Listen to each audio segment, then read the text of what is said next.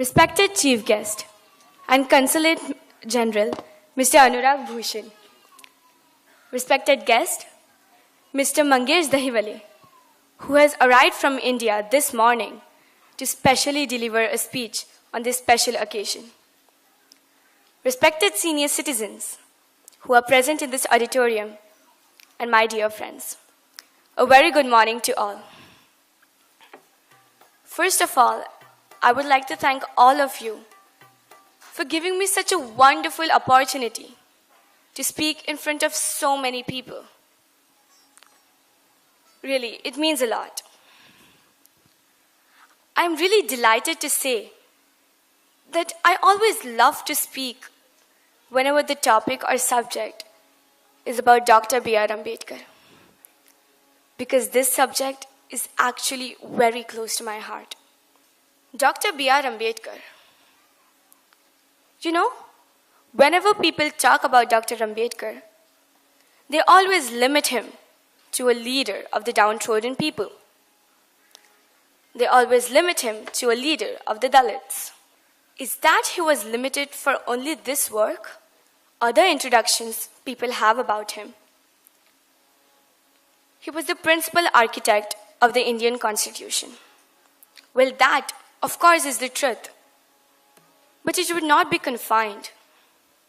And he was more than what people know about him.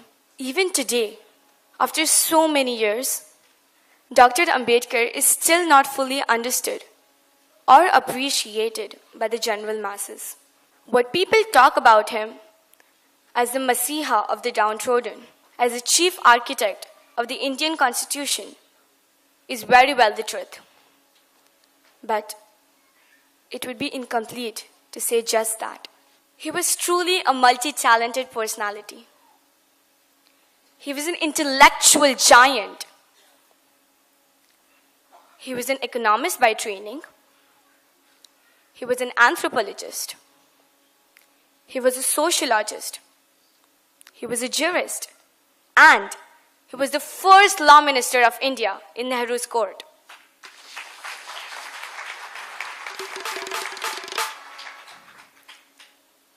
These are the various facets of his personality, which people still do not understand.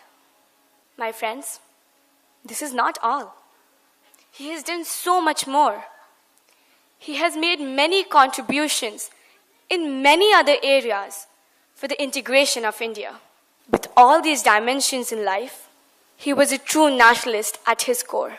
The famous quote, "I am first Indian, and I am Indian in the end, and nothing in between."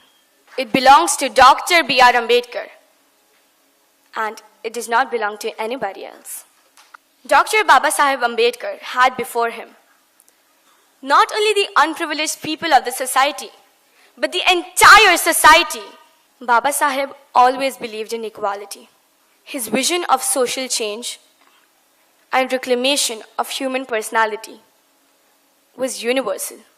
During his lifetime, he made many efforts and he used various strategies and methods to create a society which was based on the values of equality, liberty, and fraternity. दोस्तों, मैं एक लड़की हूँ, भारत देश की पुत्री हूँ, और एक लड़की होने के नाते डॉक्टर बाबा साहेब अम्बेडकर ने नारी जाति पर किए हुए सारे उपकारों से भली भांति परिचित हूँ और उनके बारे में काफ़ी कुछ पढ़ भी चुकी हूँ। स्वतंत्र पूर्व भारत में नारी को कोई विशेष अधिकार नहीं थे. Ladies did not have the right to equality.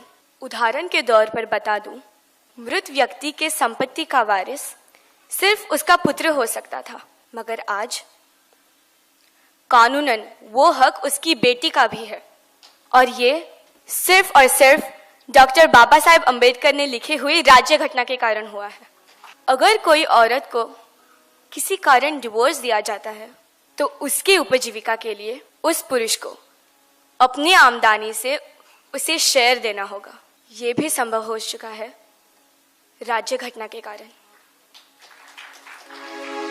और हाँ, अगर कोई लड़की विवाह योग्य हो जाती है, she has all the rights to take her own decision to select her own groom. And these provisions are done into the Indian Constitution by Dr. B.R. Ambedkar. Ladies were not allowed to take divorce from husband. उसके साथ ही मर मर के जीना पड़ता था. Yes, you heard me right. But today, the Constitution gives all us ladies the right to decide on this. आज अगर पति अन्यायी हो तो कोई भी सज्जन महिला उससे मुक्ति पा सकती है, बिल्कुल कानूनन. दोस्तों, ये बाबा साहब ने हम सबको बहाल किया हुआ भारत है, बिल्कुल modern India. By doing all these provisions into the Indian Constitution for all the ladies, irrespective of caste and religion, doctor Baba Saheb Ambedkar ने सारी महिला जाति पर अनन्य साधारण उपकार किया है. I am so lucky to be born in independent India. I cannot imagine the life which my foremothers and my great-grandmothers lived before independence. Thank you, Baba Sahib, for all that you did for India and for all that you have done for the human life. My dear friends, celebrating Dr. Ambedkar's birth anniversary is not something for earning merit points. Just like the blind followers celebrate the birth anniversary of their gurus. This is a big mistake if someone thinks it this way. At least, I am not in the favor of this point, and I'm sure many of you here will agree with me. The real purpose of celebrating today, of celebrating this great occasion, to implement and follow his teachings in our life. In my view, we should cherish these memories. We should cherish the memory of Dr. Baba Sahib Ambedkar, as he has given all of us here a valid philosophy of life. Dr. Ambedkar was not only a man of intellect, but he was also a man of great moral character. He was a liberal-minded leader with the ideas of democracy, freedom of thoughts and expressions. As regards to the philosophy of life,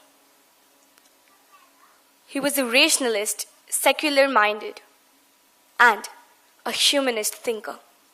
Dr. Bhimrao Ambedkar embraced Buddhism to gain the basic human rights and self-respect needed. He was totally against the inequality of human beings, and the ideology of Hinduism is nothing but the construction of caste system. For the reason, although he was born in the Hindu religion, he decided to quit. He decided to embrace Buddhism, and he did it in 1956.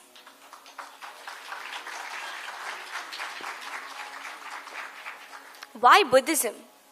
From all the religions, why only Buddhism? Buddhism because Buddha's teachings are based on the values of morality and ethics. It has no kind of caste discrimination. It has no kind of caste system in it. Buddha's teachings are modern, rational, and contemporary. And Buddha makes us think and live by a reason. Following Baba Sahib Ambedkar, lakhs of his followers embraced Buddhism, and they are living a life full of self-respect and dignity. Finally, I would like to conclude by saying, cultivation of mind is the ultimate aim of human existence. As the mind cultivates, they seek light of knowledge. As knowledge comes, they understand Baba Sahib. As one understands Baba Sahib, they understand themselves. And as they understand themselves, they are on the right path of liberation.